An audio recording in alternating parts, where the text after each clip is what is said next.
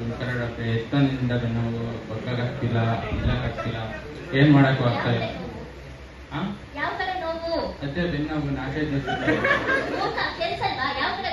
ಬೆನ್ನೋವು ತುಂಬಾ ಜಾಸ್ತಿ ಇದೆ. ಯಾವ ಕಡೆ? ಈಗ ಒಳಗಡೆ ತುಂಬಾ ನೋವ್ತಿದೆ, ಏನು ಮಾಡಕ್ಕಾಗ್ತಾ ಇಲ್ಲ. ಸರಿ, ಮಾತ್ರೆ ಬರ್ಕೊಡ್ತೀನಿ. ಊಟ ಆದ್ಮೇಲೆ ದಿನ ಕೇಳಿಸಲಿ ಹಾಕು. ಮಧ್ಯಾಹ್ನ ಏನು ತಗೊಂಡು ಊಟ ಆದ್ಮೇಲೆ ದಿನಕ್ಕೆ 2 ಸತಿ. ಊಟ ಆದ್ಮೇಲೆ ದಿನಕ್ಕೆ 2 ಸತಿ. ಎಲ್ಲಿಂದ ಬರ್ತಾರೆ? ಇದು ಯಾವ ಟೈಮ್ ತಗೊಂಡು ಕೆಲಸ ಎಲ್ಲ ಹೋಗಲ್ಲ. ಅದು ಯಾವ ಟೈಮ್ ತಗೊಂಡು ಕೇಳಿಸ್ತೀರಾ? ಏನಪ್ಪ ದೃಶ್ಯ 2. ವೈದ್ಯ ಹಾಗೂ ಎದೆ ನೋವಿನಿಂದ ಬಳಲುತ್ತಿರುವ ವ್ಯಕ್ತಿಯ ನಡುವಿನ ಸಂಭಾಷಣೆ. ಅಪ್ಪನಿಗೆ ಒಂದೇ ದಿನದಿಂದ ಏನೇನೋ ಆಗ್ತದೆ, ಬಿಟ್ಟು ಸ್ವೆಟ್ಟಿಂಗ್ ಜಾಸ್ತಿ ಆಗ್ತಿದೆ. ಈಗ ನೋಡ್ತೀರಾ, ಮುಂಚೆನೂ ಇದನ್ನೇ ಆಗಿದೆ. ಬೇರೆ ಹಾಸ್ಪಿಟಲ್ ತೋರಿಸಿದ್ರೆ ರಿಪೋರ್ಟ್ ಕೊಟ್ಟಿದ್ದೀವಿ, ಇದೇನು ಆಗ್ತಿದೆ ನಮ್ಮ ಹಾಸ್ಪಿಟಲ್ ಮಾಡಿಸ್ತಾ ಇಲ್ಲ, ಬೇರೆ ತೋರಿಸಿದ್ಯಾ? ಇಂಪಾರ್ಟೆಂಟ್ ಅಂತ ಸರಿ, ECG ಮಾಡ್ಕೊಂಡು ಬನ್ನಿ. ಉಮಾ, ಕರ್ಕೊಂಡು ಹೋಗಿ ECG ಮಾಡ್ಕೊಂಡು ಬಾ. ECG ರಿಪೋರ್ಟಿನೊಂದಿಗೆ ಹಿಂದಿರುಗಿದ್ದಾರೆ. ಡಾಕ್ಟರ್ ರಿಪೋರ್ಟ್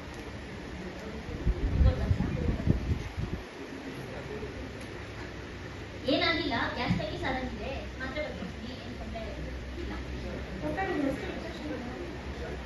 ನನಗೆ ಹೇಳ್ಕೊಟ್ಲೆ ನೀನು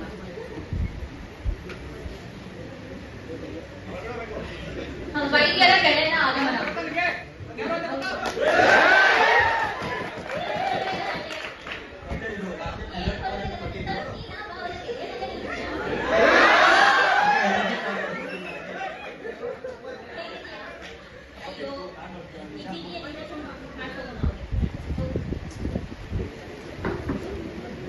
ಹೇಗಿದ್ದೀರಾ? ಜಾಸ್ತಿ ಡೇಸ್ ಆದ್ಮೇಲೆ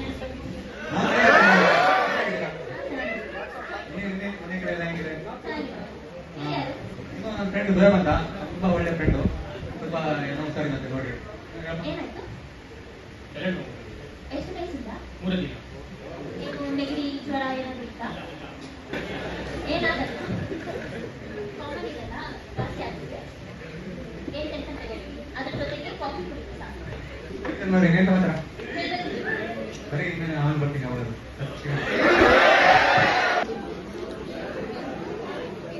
ಇದೆ ಅಲ್ಲಮ್ಮ, ನೋಡ್ಕೋ. ಪೇಷಂಟ್ ಡಿಟೆಕ್ಟ್ ಮಾಡೋದಂತೆ ನೀನು ಮಾಡ್ತೀಯಾ? ನಾನು ಆ ಕಡೆ ಹೋಗ್ತೀನಿ, ಯಾರಾದ್ರೂ ಬಂದು ನೀನೇ ನೋಡ್ಕೋ. ವೈದ್ಯರ ನಿರ್ಲಕ್ಷ್ಯದಿಂದ ರೋಗಿ ಮೂರ್ಛೆ ತಪ್ಪುವಂತಾಯಿತು. ಡಾಕ್ಟರ್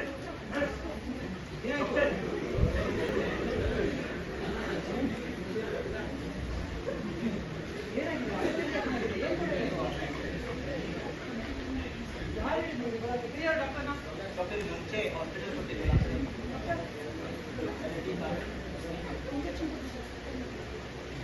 ಏನಾಯ್ತು? ಏನ್ ಮಾಡಿದ್ದೀರಾ ನೀವು? ಅಳೋದಕ್ಕೆ ರಿಯಾಕ್ಷನ್ ಆಗಿದೆ. ಅವ್ನ ಅಲರ್ಜಿ ಕಾರ್ಡ್ ಕೊಟ್ಟೇ ಇಲ್ಲ ನನಗೆ. ನೀನಾದ್ರೂ ನೋಡ್ಕೋಬೇಕಲ್ಲ, ಟೆಸ್ಟ್ ಡೋಸ್ ಕೊಟ್ಟು ಕೊಡ್ಬೇಕು ಅಂತ ಗೊತ್ತಾಗಲ್ಲ ನನಗೆ. ಯಾವಾಗ? ಪೇಷಂಟ್ ನೋಡೋ ಊಟ ಇದು ಏನ್ ಮಾಡ್ತಿದ್ದೀರಾ? ಇಷ್ಟೊಂದು ಬೇಜವಾಬ್ದಾರಿ ತೋರಿಸ್ತಿದ್ದೀರಲ್ಲ.